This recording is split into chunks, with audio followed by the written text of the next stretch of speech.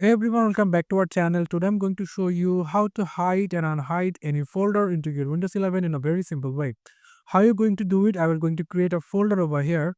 Just name it as it is. So what I will going to do, I will going to hide this first. Click on this, select this, click on the right mouse button, then go for properties and then hidden apply. I click OK.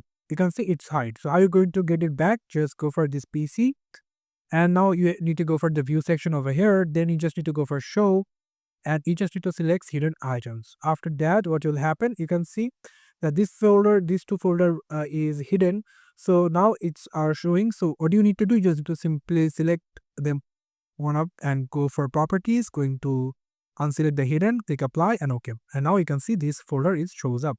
You can do this as well with this folder also. Click properties, go for add hide, apply this to the folder only and click OK. So this is how you can unhide any of apps into your Windows 11 in a very simple way.